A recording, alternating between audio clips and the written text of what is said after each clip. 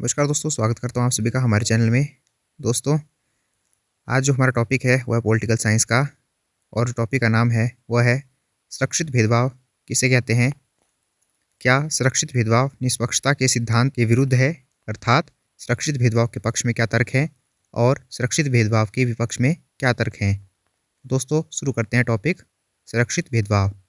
सुरक्षित भेदभाव, जिसे अफर्मेटिव एक्शन भी कहते हैं, यह एक ऐसी नीति है जिसका उद्देश्य सामाजिक और आर्थिक रूप से पिछड़े समूहों को समानता और न्याय प्रदान करना है। यह नीति ऐतिहासिक रूप से भेदभाव और असमानता का सामना कर रहे समूहों को शिक्षा, रोजगार और अन्य अवसरों में विशेष प्रावधान प्रदान करती है। अर्थात सुरक्षित भेदभाव क्या है? एक ऐसी नीति है जिसके द्वारा समाज के जो पिछड़े लोग हैं उनको शिक्षा, रोजगार और अन्य अवसरों में विशेष प्रावधान प्रदान किया जाता है, जिससे कि वह समाज में आगे आ सकें। सुरक्षित भेदभाव के कुछ मुख्य पहलू। लक्ष्य समूह, अर्थात इसका लक्ष्य क्या है? यह नीति आमतौर पर जाति, धर्म, लिंग या अन्य सामाजिक श्रेणियों के आधार पर ऐतिहासिक रूप से हाशिए पर धकेले गए समूहों को लक्षित करती है। उद्देश्य, इसका मुख्य उद्देश्य सामाजिक और आर्थिक असमानताओं को कम करना और इन समूहों को मुख्य धारा में शामिल करना है। तरीके, अर्थात सुरक्षित भेदभाव किस तरह से प्रदान किया जा सकता है? तो सुरक्षित भेदभाव के विभिन्न तरीके हो सकते हैं, जैसे शैक्षिक संस्थानों में आरक्षित सीटें, सरकारी और निजी क्षेत्र में नौकरियों में आरक्षण, सरकारी योजनाओं और कार्यक्रमों में प्राथमिकता, आर्थिक सहायता और अन्य प्रकार के प्रोत्साहन। अगर हम भारत की बात करें तो भारत में सुरक्षित भेदभाव को आरक्षण के रूप में जाना जाता है और यह विशेष रूप से अनुसूचित जाति अर्थात एससी, अनुसूचित जनजाति अर्थात एसटी और अन्य पिछड़ा वर्ग अर्थात ओबीसी तथा इसके साथ साथ ईडब्ल्यूएस के लिए लागू है। अब आता है जो हमारा मेन टॉपिक था, सुरक्षित भेदभाव क्या निष्पक्षता के सिद्धांत के विरुद्ध है? तो सुरक्षित भेदभाव और निष्पक्षता के सिद्धांत के बीच संबंध एक जटिल मुद्दा है जिस पर लगातार बहस होती रहती है। सुरक्षित भेदभाव के पक्ष में तर्क। सुरक्षित भेदभाव के पक्ष में जो पहला तर्क है वह है ऐतिहासिक अन्याय का निवारण। सदियों से चले आ रहे भेदभाव और असमानता ने कुछ समुदायों को सामाजिक और आर्थिक रूप से बहुत पीछे छोड़ दिया है। सुरक्षित भेदभाव का उद्देश्य इस ऐतिहासिक अन्याय को दूर करना और इन समुदायों को समान अवसर प्रदान करना है। तो सुरक्षित भेदभाव के पक्ष में पहला तर्क क्या है? सदियों से जो भेदभाव चला आ रहा है और जो असमानता चली आ रही है उसकी वजह से कुछ समुदाय या समूह जो हैं वह क्या हो चुके हैं? सामाजिक और आर्थिक रूप से पिछड़ चुके हैं। इसलिए इन समूहों को समाज में आगे लाने के लिए सुरक्षित भेदभाव आवश्यक है। यह इसके पक्ष में तर्क दिया जाता है। अगला पॉइंट है समानता को बढ़ावा देना। यह नीति सुनिश्चित करती है कि समाज के सभी वर्गों को शिक्षा, रोजगार और अन्य अवसरों में उचित प्रतिनिधित्व मिले। यह विविधता को बढ़ावा देता है और एक अधिक समावेशी समाज का निर्माण करता है। तो अर्थात सुरक्षित भेदभाव प्रदान करके हम क्या कर सकते हैं? समानता ला सकते हैं। यह भी इसके पक्ष में एक तर्क है। अगला पॉइंट है सामाजिक न्याय। सुरक्षित भेदभाव सामाजिक न्याय का एक ऐसा रूप है जो उन लोगों को प्राथमिकता देता है जिनके साथ ऐतिहासिक रूप से अन्याय हुआ है। यह उन लोगों को एक समान धरातल प्रदान करता है जहां पर सदियों से उन्हें दबाया गया है। तो इसके पक्ष में यह तर्क दिया जाता है कि सुरक्षित भेदभाव प्रदान करके सामाजिक न्याय लाया जा सकता है। अगला पॉइंट है प्रतिनिधित्व में सुधार। कई क्षेत्रों में हाशिए पर रहने वाले समूहों का प्रतिनिधित्व उनकी आबादी के अनुपात में नहीं है।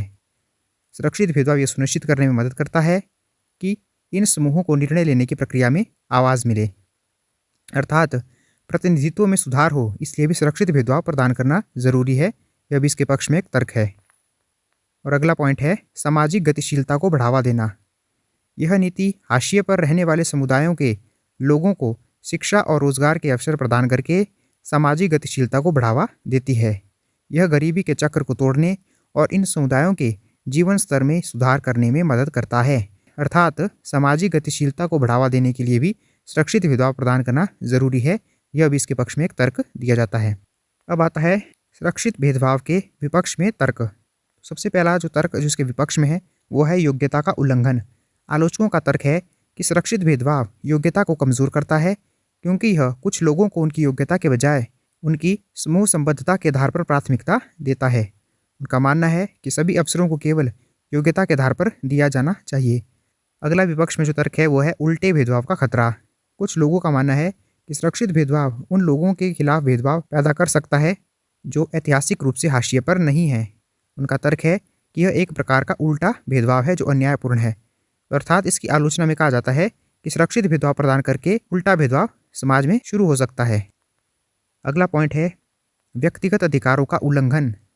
आलोचकों का तर्क है कि सुरक्षित भेदभाव व्यक्तिगत अधिकारों का उल्लंघन करता है क्योंकि यह लोगों को उनकी जाति, धर्म या लिंग के आधार पर वर्गीकृत करता है। उनका मानना है कि सभी व्यक्तियों को समान रूप से व्यवहार किया जाना चाहिए, चाहे उनकी पृष्ठभूमि कुछ भी हो। तो इसके आलोचक कहते हैं कि अगर हम सुरक्षित भेदभाव प्रदान करते हैं तो उससे व्यक्तिगत अधिकारों का उल्लंघन होता है। अगला पॉइंट है सामाजिक तनाव। कुछ लोगों का मानना है कि सुरक्षित भेदभाव सामाजिक तनाव और असंतोष पैदा कर सकता है क्योंकि कुछ लोग इसे अन्यायपूर्ण मानते हैं। यह समाज में विभाजन पैदा कर सकता है। तो सुरक्षित भेदभाव के विपक्ष में यह तर्क दिया जाता है कि सुरक्षित भेदभाव प्रदान करने से समाज में तनाव पैदा होता है। अगला पॉइंट है लक्ष्य समूहों का गलत चयन। यह भी तर्क दिया जाता है कि सुरक्षित भेदभाव के अंतर्गत जो लक्षित समूह चुने जाते हैं कई बार वह सही नहीं होते हैं।